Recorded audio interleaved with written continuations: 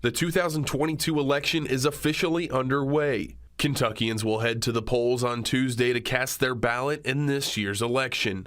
However, many Kentuckians' ballots have already been casted due to early in-person voting. For some, voting a few days before Election Day has become the new standard. For others, it is their first time voting before the official Election Day. I remember a couple years ago I waited for over an hour, I think, to go when I went on Election Day, so definitely more of an incentive for people especially that are busy and can't make it out. It was very easy. I walked in there and I didn't even need to know my precinct. They scanned my license and they looked me up and gave me a ticket, and I walked over and they gave me my ballot and I went and voted, and there was no line, no hassle. It was fantastic.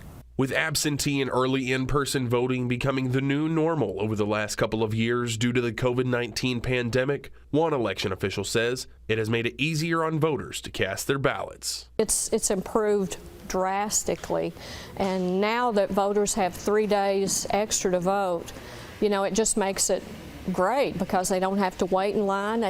Usually they come in and they buzz in and they buzz out. I mean, it's really a quick means to do it. If you have 1 day like we used to, it's kind of, some people are put under pressure a little bit perhaps.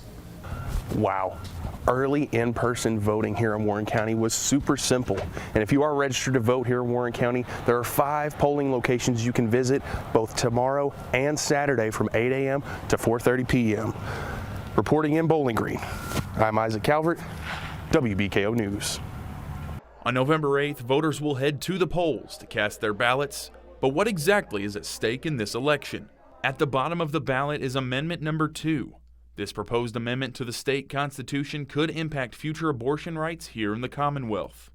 What Amendment 2 is designed to do is to prohibit the state Supreme Court or state judges from determining that our state constitution has a right to an abortion. Back in June, the U.S. Supreme Court overturned Roe v. Wade, banning access to abortion on the federal level. Now, it is up to the states to determine laws regarding access to abortion.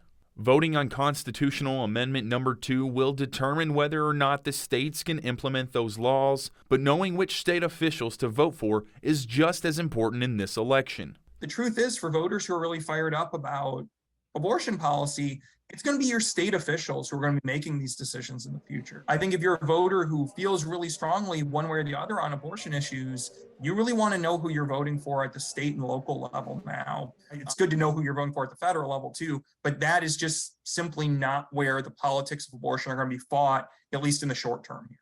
This poses the question, what does voting yes mean and what does voting no mean? If you are voting yes, you are voting to amend the Kentucky Constitution to stop state judges from finding a state constitutional right to abortion. If you're voting no, you're voting for what we have now, which does not guarantee abortion access, but it leaves the question back to state judges. The polls on Election Day will be open from 6 a.m. to 6 p.m. on Tuesday, November 8th. Reporting in Bowling Green, I'm Isaac Calvert, WBKO News. Kentucky voters will be voting on Amendment Number 2 in a couple of weeks, and many Western Kentucky students are here today at Centennial Mall to figure out for themselves how they stand on issues like abortion. But do they know exactly what Amendment Number 2 will do for the Commonwealth? Today on WKU's campus, students walked by Centennial Mall, where volunteers of the pro-life nonprofit organization called Created Equal were handing out flyers and telling students about being pro-life. Created Equal's main mission is to make abortion unthinkable. So we see the best way of doing that is to have one-on-one conversations with people, because that's the only way to see true change, when people change their minds, not when just the law changes. With Amendment Number 2 on the ballot here in Kentucky, students who consider themselves to be pro-choice say that voting on the amendment in the Commonwealth could impact the future as we know it. At the end of the day, this is the future that we're stuck with. The general lack of interest in young voters or like people that just see something and think it's too complex really can ruin a good thing for people, you know? I honestly do not care what another woman does with her body. It's not any of my business, not my concern. The only thing I care about is that they are safe and they can make that choice for themselves. Those who are pro-life say that it is more about a person's character depending on what they vote on and what they vote for. I do think this is a very important topic to have at the front of your mind when it comes to voting. I know it's definitely at mine because it really tells the ethics of the person if they're willing to support infanticide or not. Regardless of how voters stand on issues like these, it is vital for them to know what they're voting on and what they're voting for when they head to the polls in a couple of weeks. Reporting on WKU's campus in Bowling Green, I'm Isaac Calvert, WBKO News. Election Day is right around the corner, and Rand Paul is hot on the campaign trails. Paul stopped in Scottsville today at the Solid Grounds Coffee House to speak with his supporters. We love Rand Paul.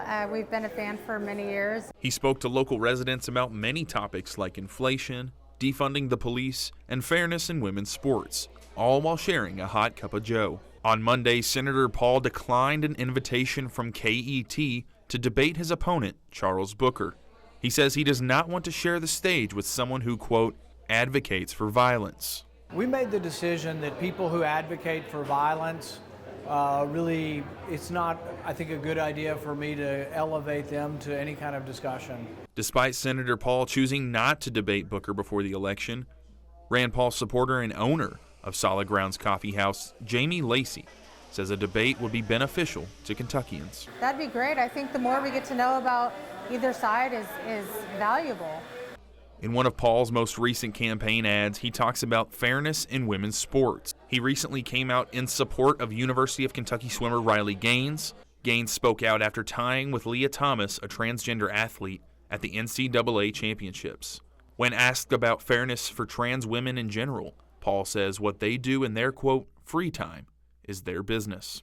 But it has nothing to do with the people who identify. They can identify however they want. I don't care what they do in their spare time, but we can't let them sort of change, sports where there's different categories and they get to, race in the women's category. It just doesn't make any sense. With the election a month away, the campaigns between both Paul and Booker keep heating up and will not be getting cold anytime soon. Reporting in Scottsville, I'm Isaac Calvert, WBKO News.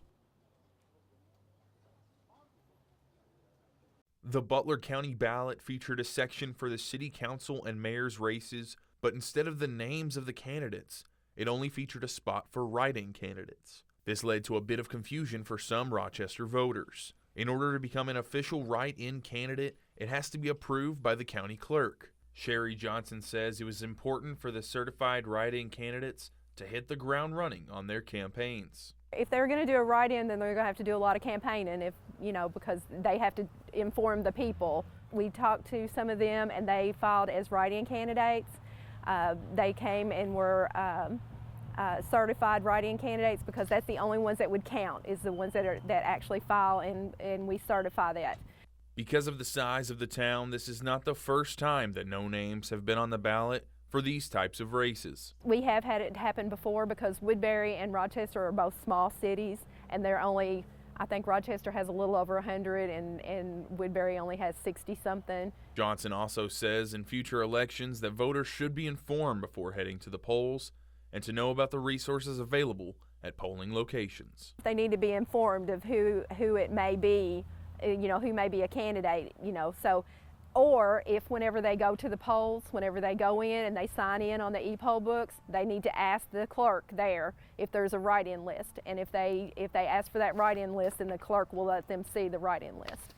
So the next time you see a slot for only write-in candidates on a ballot, remember to take advantage of those resources at the polls.